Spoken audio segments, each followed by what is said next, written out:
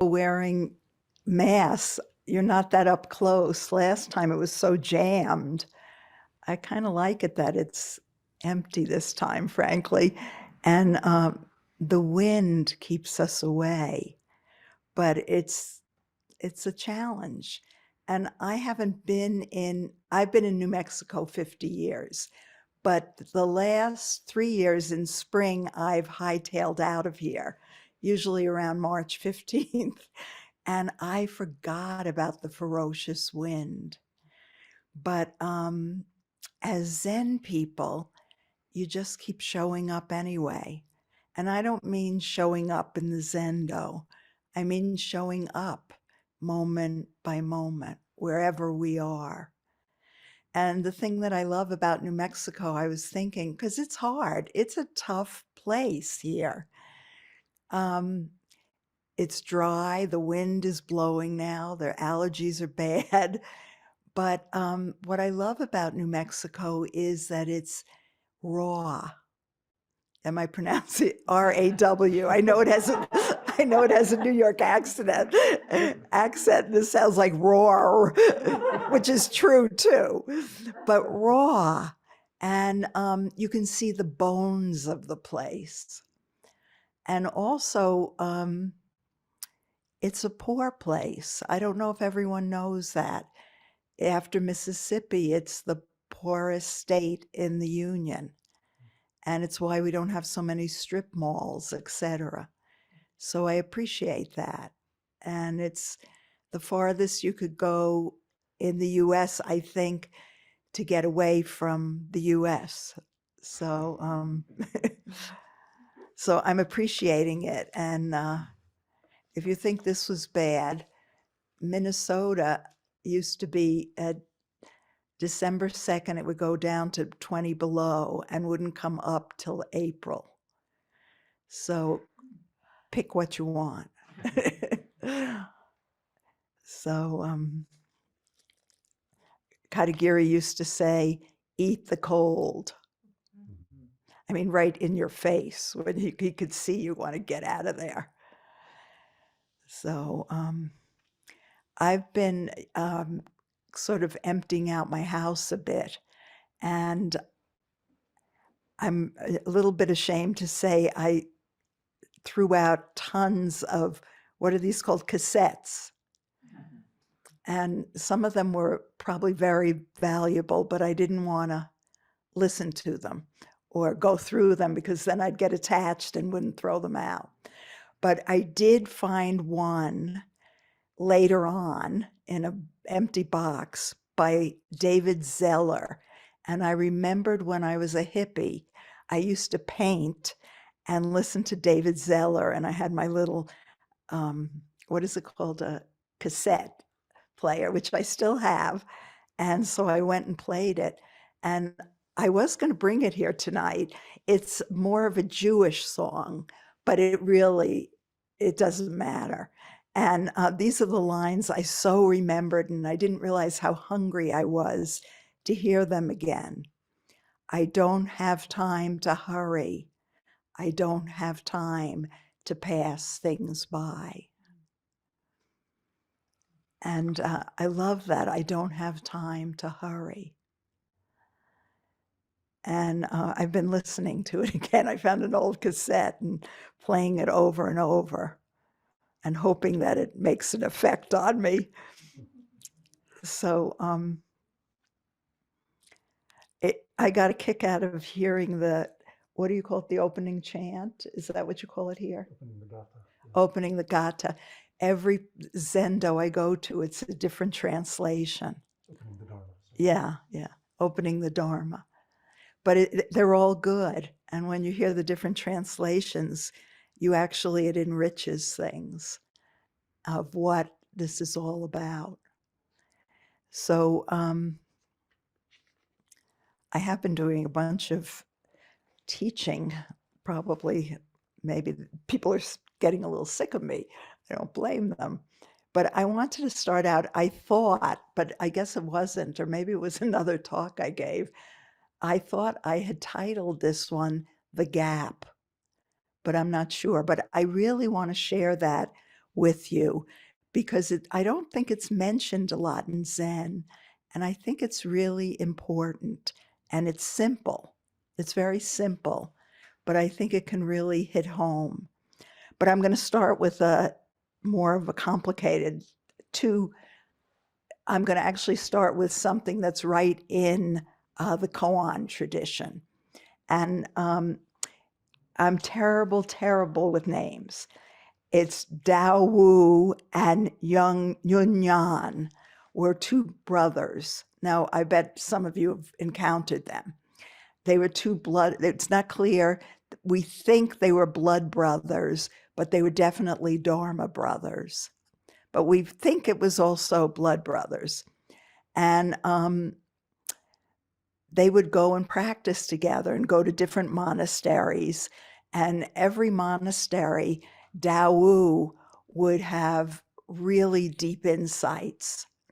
And Yunyan, they called him the great failure because he just couldn't get it. And Dao Wu would sort of drag him, well, okay, we'll try this teacher. And they went to the best teachers in China. And, and Dao Wu again would have some insight. And Yunyan, he would be the great teacher's assistant for 20 years, and nothing penetrated. And sometimes Dao Wu would even listen during the talks, the private meetings with the teacher. He'd listen to his brother in the meeting, and he'd be so nervous for his brother that he sometimes, one reading says he almost bit through his finger.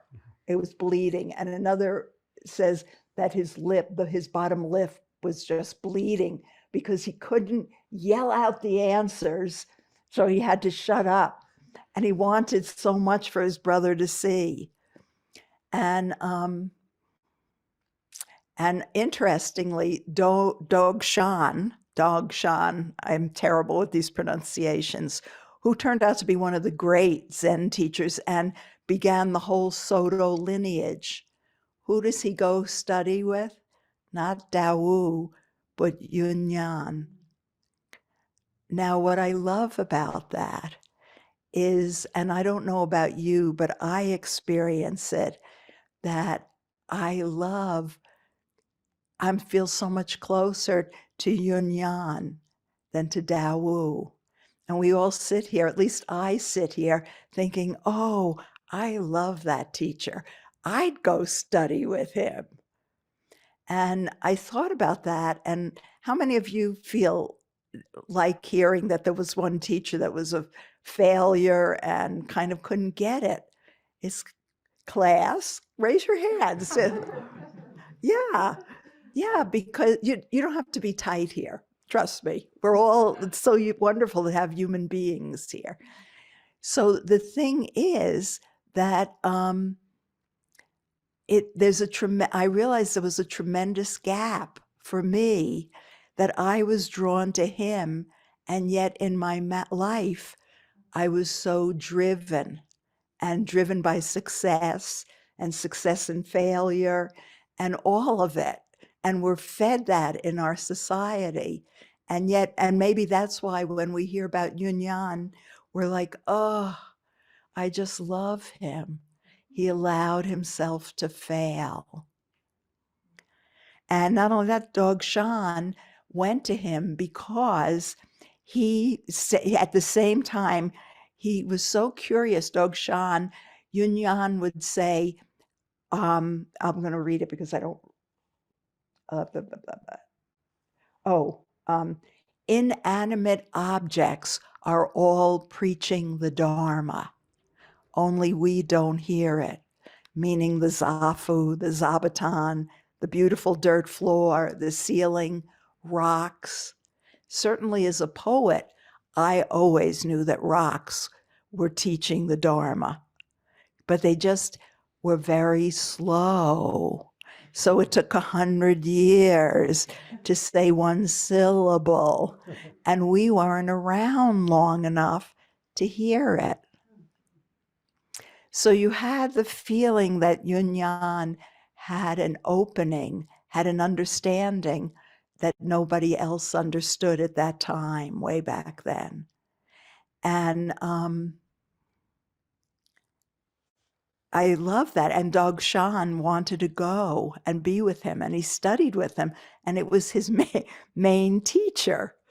And I love this little dialogue. But do you hear that gap between who we're drawn to and how we live our own lives? Yunyan, Dogen was packing up to go. He just suddenly was going to go. And Yunyan said, "Where are you going?" Dogen said, "Although I'm leaving you, I don't know where I'm going." Yunyan said, "When will you return?" Dogen said, "I'll wait till you have a place, a residency or a monastery that I can come to." Well, you know, Yunyan, it'll take forever for something like that to happen. And Yunyan said, "After your departure, it will be hard to meet again." And Dogen said, "It will be hard not to meet." Is that beautiful? It will be hard not to meet. Because really, when you study with someone, that teacher is with you all the time. You might forget it, or we might forget it, or I forget it, but it's right there. So I'm particularly, so Dogen said, "But wait a minute, Yunyan, when I leave, if people ask me, what did you learn, or what is his teaching?" And Yunyan said, "Just this is it." That was it. Just this is it. And Dogen leaves, and this is why I'm so touched by it. Well, he leaves and he crosses a river, and I always imagine the river is pretty shallow. He crosses it, and he has a deep understanding about just this is it. And so he builds his monastery right near the river.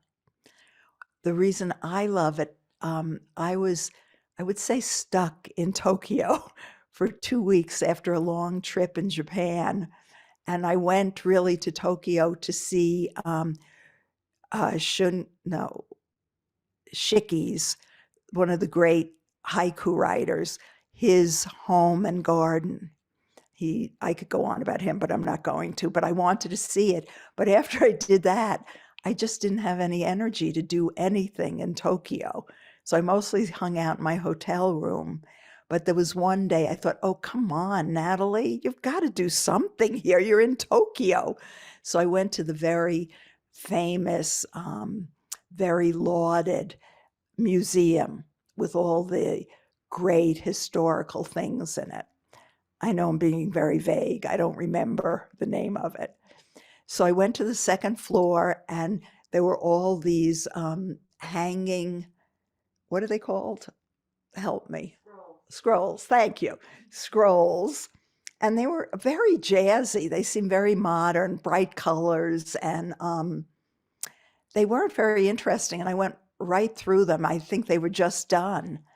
And then I came to this really, really old scroll. I mean, old, I can't even remember. I have it someplace written down, maybe the 11th century, maybe the 9th century, a scroll, and it was very yellowing and curling. And I looked closely, and it was Dogen crossing the river. And I immediately, tears rolled down my eyes, and I remember thinking, he really existed. Because sometimes you hear about all these people and they don't really sound real and far away, but he really existed. So I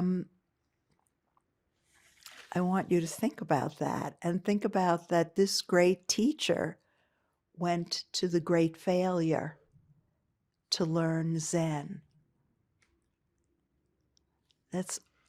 I almost don't need to say anything else. but there's a gap. And, I've taught for 50 years, actually. I taught writing for 15 years before Writing Down the Bones came out. But I taught writing, the root of it was Dharma, it was always Zen. So, but I would always see this unusual thing happening, and it was always with people. What I mean by people, not rocks. I mean, we didn't have Zoom or anything in those years. And so people would do writing practice. And, many of us, we live in yada, yada, yada in discursive thinking, constant. But in order to get real writing, something that's alive on the page, you have to drop below discursive thinking to what I call wild mind. And your wild mind might be very quiet and accepting and a little boring, but it's touching something from another place. And my students, and I train people in how to get below that. They didn't really understand, except they keep their hand moving. And what happens is you drop below and you don't realize it. And then you read it aloud. I made people read aloud, everyone. And you could tell sometimes people would burst out crying when they gave voice to that mind below discursive thinking. But often they didn't know why, because it was too quick. They needed maybe 2 weeks later, they could look and see that the blood had dried, and you could actually see what you'd written and where it was alive and where it wasn't. But what always hit me was there was always a gap with everyone between who they really were and their wild mind and who they thought they were, who they, had an idea of themselves. We all have that. Who do you think you are and who are you? And often someone else will see who you are, but we often don't. And I think I really understood it in a very simple way when there was this student, I don't even remember who it was. It was probably at least 20 years ago. Someone very specially lovely, very alive in every cell. And you just noticed her. And she was young, maybe in her, young now, I say, maybe in her 40s. And she seemed very alive. And then when we had the one-to-one with the student teacher, I didn't do that. I usually had 3 or 4 students at a time so we could learn from each other. And she would sat down and I said, yes, what do you want to ask, or what's happened? How's this week for you? And I'll never forget, I almost fell over. She just went, I'm so fucked up. I'm so terrible person. And she went on and on about how terrible she was. And it was so illustrative of that gap between who you are and who you think you are. Does that make sense? This is very important because when you study Zen, you study the mind and you start understanding. But okay, now this is tricky. And I wanted to dare to bring old Dogen into it. I read, I think a lot of you know Dogen. It's one of the main teachers here at Mountain Cloud. So I'm not going to tell you too much about him, but he was a very good writer. He was smart, and they go on about what a great Zen person he is, but I'll tell you, I could tell if he was by his writing. So actualizing the fundamental point was one of my favorite things that he wrote. And I'm going to read you a tiny bit of it. And I think this grabs what I'm saying. He understood the gap, but he's talking about it differently. I'll read you the first part just because it's great. And I think I read this at somebody's wedding, I'm not sure. To carry the self forward and illuminate myriad things is delusion. That myriad things come forth and illuminate the self is awakening, so that the rock sees you. But he won't mention it for another 100 years. Okay. Now, the next paragraph. Now, I think this is where I decided Dogen had a sense of humor. Those who have great realization of delusion are Buddhas. Do you get it? I love that. Those who have great realization of delusion are Buddhas. Those who are greatly deluded about realization are sentient beings. Okay, now this is further. There are those who continue realizing beyond realization, who are in delusion throughout delusion, till it finally, there's an expression, I think, pouring milk into milk. There's no separation. So much delusion disappears. But here, when Buddhas are truly Buddhas, they do not necessarily notice that they are Buddhas. I'm going to read that again because I want to. When Buddhas are truly Buddhas, they do not necessarily notice that they are Buddhas. Okay, so there's the gap, right? But if that young woman came in and said, I know that I am fantastic, you also would feel like she was far away from who she was. Does that make sense? So you can't win. You can't win on any kind of rational place. But someday, hopefully, she'll find the middle way between the two extremes of how great she is and how much she hated herself, to just settling in. Does that make sense? And that, when Buddhas are truly Buddhas, they're not living in discursive thinking. They do not necessarily notice that they are Buddhas. They're just rolling along. Does that make sense?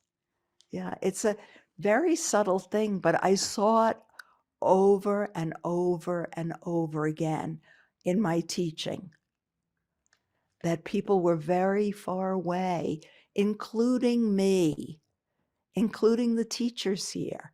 You know, we get very far away because don't have time to hurry. We're always hurrying. We're eaten up by the society around us. And, and we have moments when we're not, and then, but then we get kicked over again. Okay. So I hope you can follow this. And I want to tell you another one that I loved.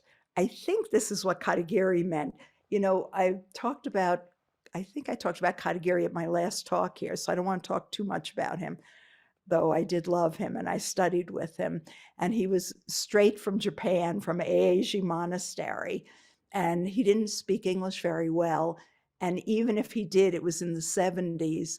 I didn't know what he was talking about because the Dharma had just come in a lot of us were studying it. And there were no translations, not like now every Zen teacher is writing a book. And you didn't know I didn't know what he was talking about, but every once in a while I'd tune in. So I think he was talking about the gap. And what the gap was, for instance, this is another angle on the gap. For instance, let's say you decide, well, for me, I want to be a writer. Well, I have an idea about being a writer. When I'm actually in it and getting really wet and really doing it, I had no idea how hard it was, how awful it was, how really hard. Luckily, I had Zen training and I knew to stay in there. But there was a tremendous gap. I'm embarrassed. I think in one of my early books, I even said, everybody wants to be a writer. Even doctors would much rather be writers than be doctors. I mean, I was so arrogant, but, but there was a gap from between knowing what it was and what it is.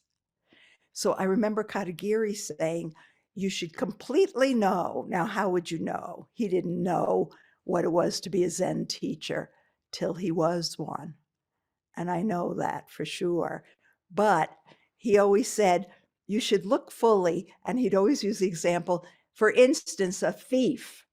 If a thief truly knows themselves, well, fine, let them be a thief.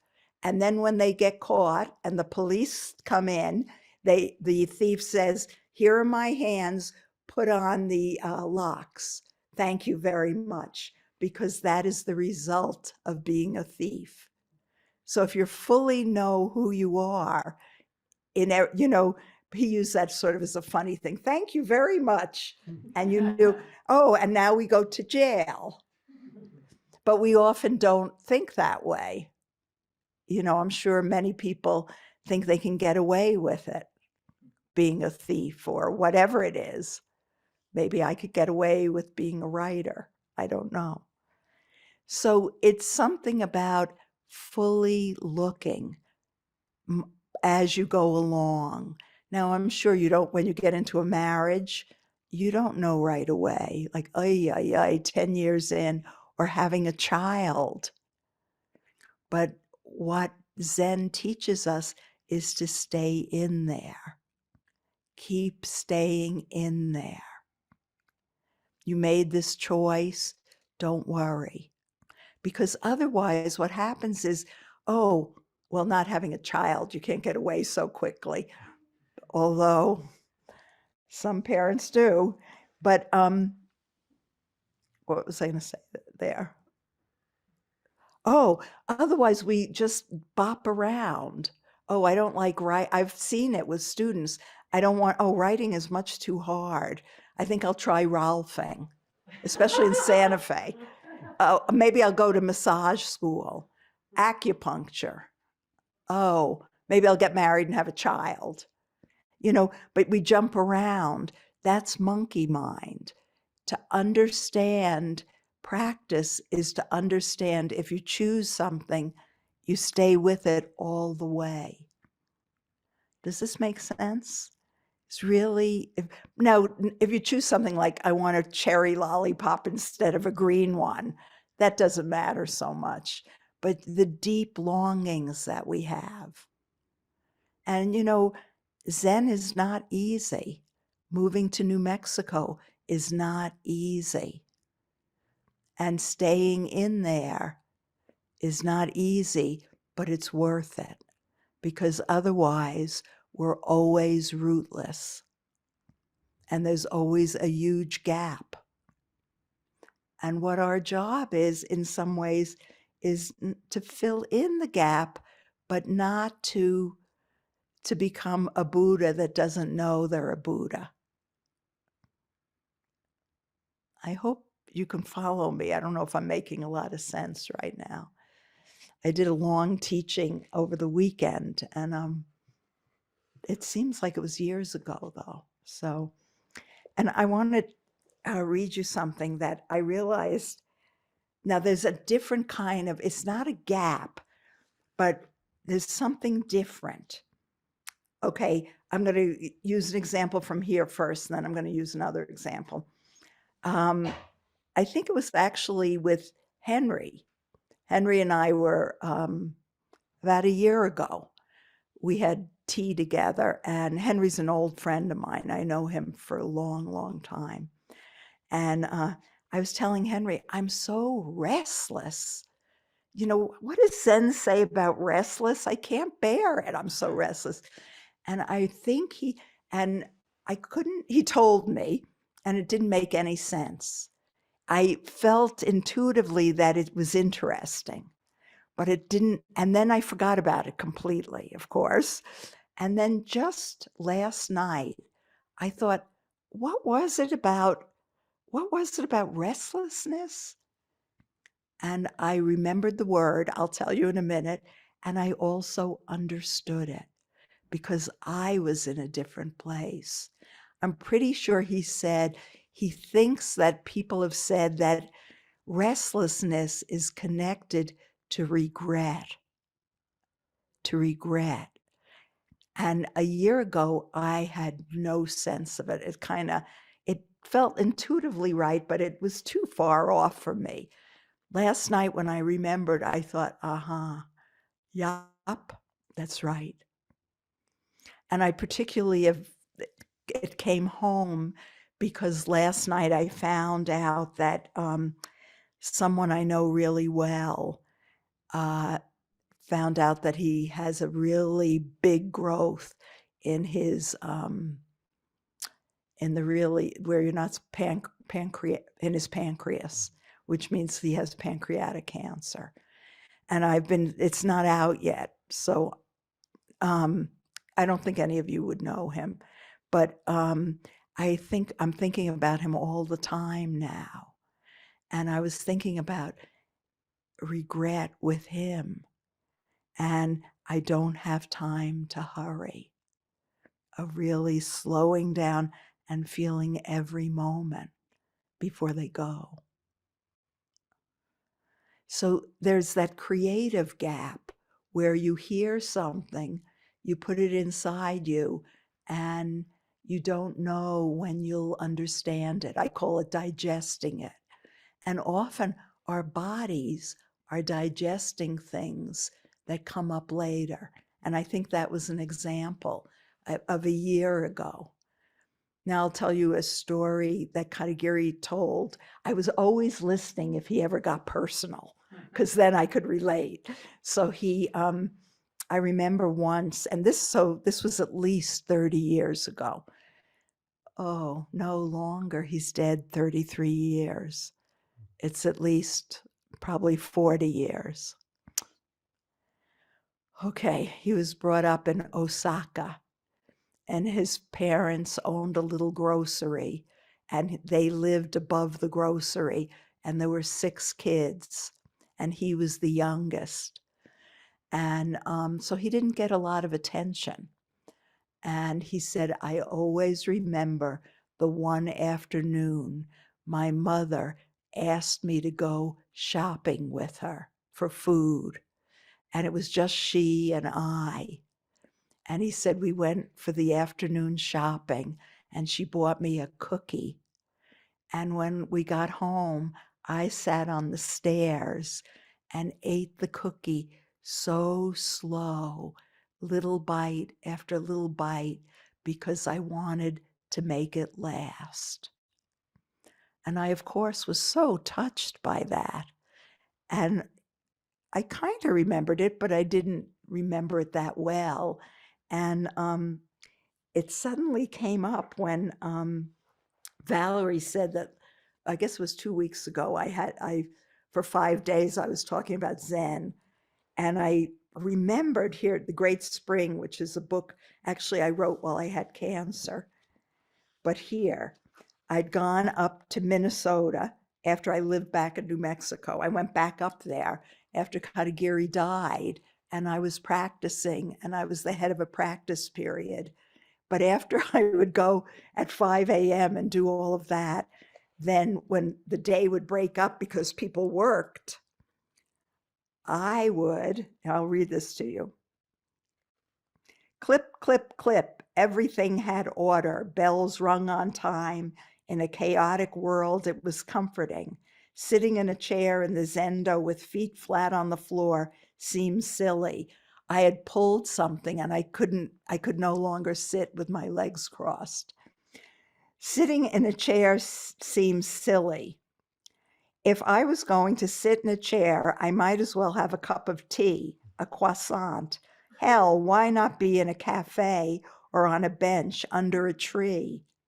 But I did go every single day like a good Zen student, except in the wrong direction. not to the Zen Center in downtown St. Paul, but to Bread and Chocolate, a cafe on Grand Avenue. I walked there slowly, mindfully, and it was grand. I didn't bring a notebook. I just brought myself, and I had strict regulations. I could buy only one chocolate chip cookie, and I ate that one attentively, respectfully, bite after bite, at a table next to a big window. I felt the butter of it on my fingers, the chips still warm and melted. In the past, 7 good bites would have finished it off, but eating was practice now, the cafe a living zendo. Small bites, several chews. Be honest, was this mindfulness or a lingering? This cookie would not last. Crisp and soft, brown and buttery. How I clung. The nearer it got to disappearing, the more appreciative I was. And I realized when I was talking about Zen a lot during that week that that practice had come out of a seed being planted many, many years ago with Katagiri Roshi. So it's also part of the creative act, but it's also the digestion. That sometimes it's not, there's a gap, but it's not a gap. Your body is really digesting it. One of my friends was a poet and studied with, I won't remember his name, but he was very famous. And he was a terrible teacher, and nobody understood what he was talking about. But she said she was in a library 15 years later writing, and she realized, oh my God, this is what he was talking about. And she said, everybody wants a piece of the teacher, but sometimes you don't get it until 15 years later. So you hear these things, but they don't often hit you right away. When I was done with this taping that was a week long, I was so tired. But I came home. I thought how lucky I am to be 75, to have lived that long, and that I get a chance to digest some of this stuff. Because I didn't know what Katagiri was talking about. I was in my 30s. I had no idea, but I kept going. It just seemed like the best thing happening. But, and I also feel it poignantly because he died at 62. And you could feel he didn't want to die. But wait a minute, a Zen master? Yeah, he did not want to die.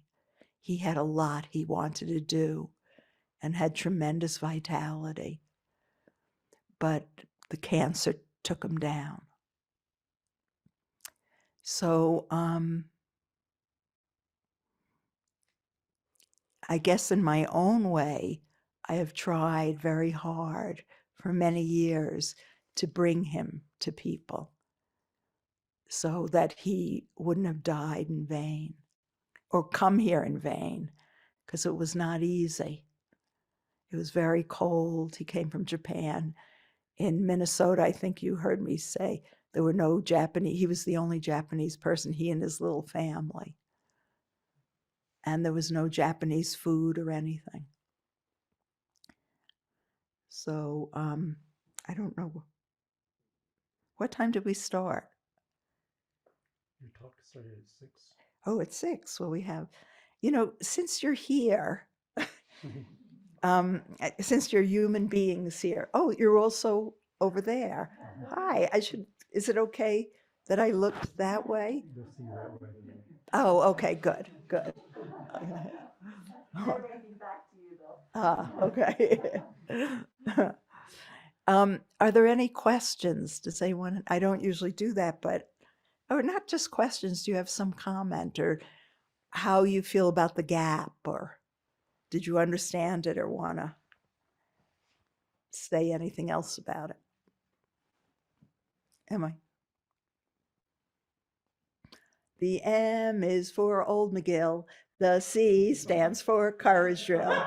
The G stands for grace and gallantry. Sons and daughters of the world to be. You can't see, but the person who's going to speak now has a McGill t-shirt, sweatshirt on. I can do the whole song, but go ahead. That's amazing. I was wondering, so when you're speaking about the gap, and you kind of you started and ended with the Buddhas that don't really understand that they're Buddhas. Uh-huh.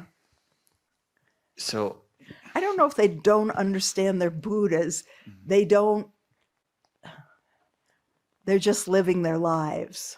Yeah. But they're probably living from another level than yada, yada, yada. right. Yeah. And would that be considered, like, do you see that as the gap not being there because they just are, or Yes, the lack of realization? That's a great question. I think the gap isn't there and they're not living out of the 3 poisons of ego. Hmm. Yeah.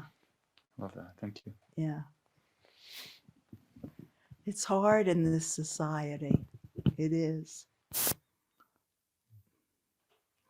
You know, I've been walking every day really slow and really being present. And then I read the New York Times.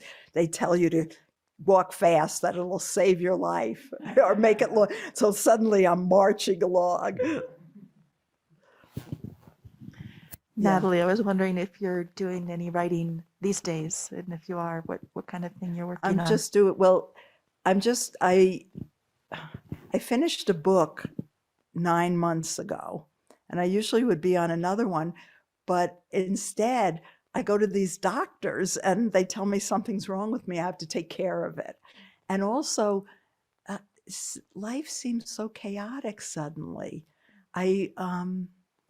I keep thinking I'm going to write another book, and I think maybe I'm not. I do writing practice though, and writing practice by itself is enough, really. But I like to put it out in the world. Yeah. But I do writing practice. Yeah. I'm not teaching now though, except I guess there's some online courses. And are you painting? Well, you know, I haven't painted, but suddenly 3 days ago, I went and started painting. See, usually what runs me in the creative world has nothing to do with up here. So suddenly I really, from a deep place, wanted to paint, and I was painting, and I finished a painting, and I thought, usually that's a preparation unconsciously for me to write, to start. Because in the silence of paint, I'm working through things that I'm not even aware of. So I don't know. I wanted to say, maybe the Lord has another book for me. Lately, the Lord. Okay.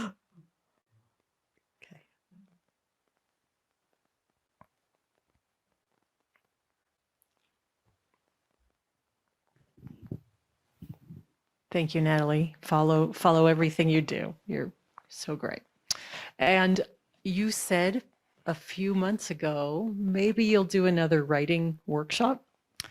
And I have to say, you did one online and I was too scared to do it because I listened to one of your workshops and it was kind of scary. I'm mean, yes. Yeah. I'm worse in person. I can kick you. Oh, Hit you. well. Only if we're very friendly, though, I would do that. Well, I've gotten over the fear. So if you do it again, I was teaching? Where was I? It was a book. There's a book through the library and you can listen to it. And it's a workshop that you do. Oh. And it's all you and your students. Maybe it was a few years ago and then it was just recorded. Yeah. Yeah, maybe. You might do it again. Yeah.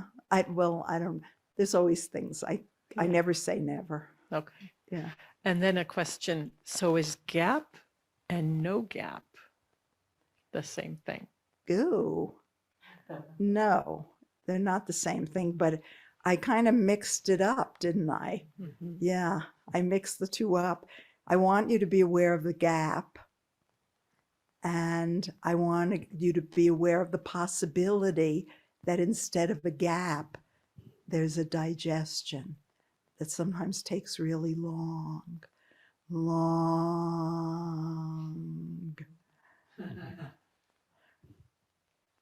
Thank you. Yeah.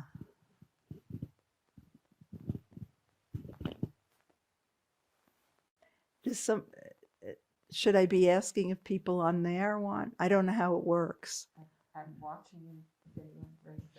If Oh, the okay. if anybody online would like to ask a question, or if you have a comment, you'll be able to unmute yourself and just go ahead and speak up, and we'll hear you in the Zendo. Hi, Irene? Natalie. Yes, hi, Natalie. This is Hi, Irene. can you speak up a little more? Okay, I will get closer to the computer. Okay. Hi, can you hear me now? Yes. Okay, good. Thank you so much for your talk. I try to go to as many of them as I can. I hear you on podcasts and at Upaya, and you always say something different, which is great, just great. But it's the same thing, the same feeling, the same meaning, but you said, different, and you have so many great stories. So I just really appreciate it a lot. Do you think you would ever want to do something like a class or a group or something like that about working with Chinese poetry? Oh, were you the person that wrote to me? Did you write me that? Yes. It was you? Is your last Yes. name Weber? Web. Webb. I'm having trouble with my computer, so I haven't answered anybody. I'll think about it and I'll respond to you. Thank you. I was your passion for Chinese poetry is That meaningful was to only me. one time. Yeah. Well, I'm sure I could get passionate about it.